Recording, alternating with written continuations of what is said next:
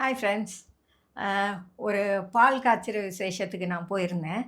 அ அவங்க அப்பா, அம்மா வந்து கஷ்டப்பட்டு கிராமத்தில இருந்து வேலை செஞ்சு சம்பாதிச்சு, தன்னுடைய ஒரே மகன படிக்க வச்சிருந்தாங்க.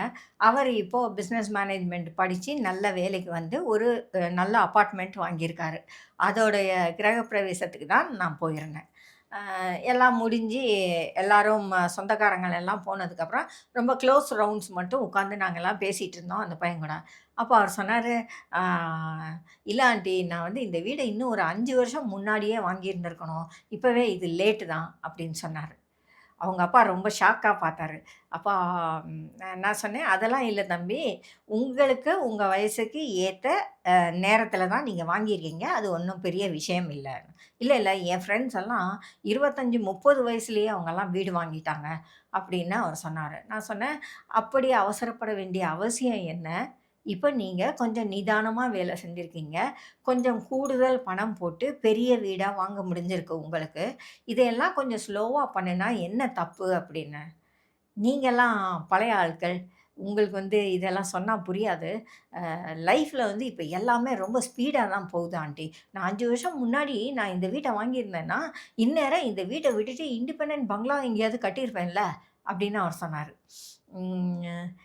லைஃப் எப்பவும் இப்படி தான் இருக்குது. எப்பவுமே நமக்கு என்ன கிடைக்குதோ, அதில வந்து சாட்டிஸ்ஃபை ஆகுறதில்ல. இத விட பெட்டரா ஒண்ணு இருந்திருந்தா நல்லாயிருக்கும் அப்படின்னெல்லாம் யோசிக்கிறோம். முக்கியமா இந்த பையன் நெனைக்கிற மாதிரி, இன்னைக்கு உலகம் ரொம்ப வேகமா போகுது. ரொம்ப ரொம்ப வேகமா போய்க்கிட்டு இருக்கு. ஆகையினால எல்லாருமே இன்ஸ்டன்ட்‌டுக்கு போய்ட்டாங்க.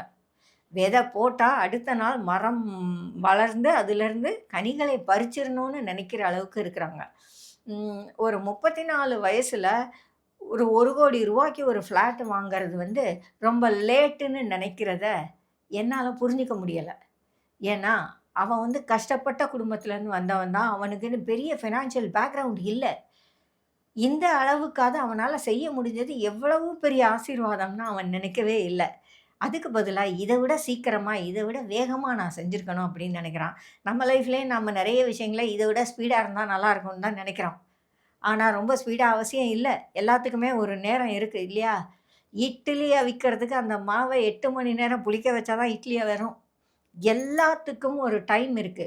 ப்ராசஸிங் டைம்ன்னு ஒண்ணு இருக்கு. அப்ப லைஃப்ல நமக்கு மட்டும் அந்த மாதிரியெல்லாம் விஷயங்கள் இருக்காதா? நம்ம லைஃப் ப்ராசஸ் பண்றதுக்கு டைம் எடுக்காதா? கண்டிப்பா எடுக்கும். சில விஷயங்கள் உங்க லைஃப்ல தாமதமா ஆகுது அப்டின்னா, அதுக்காக கவலைப்படாதீங்க. உங்க முயற்சிய நீங்க விட்டுடாதீங்க.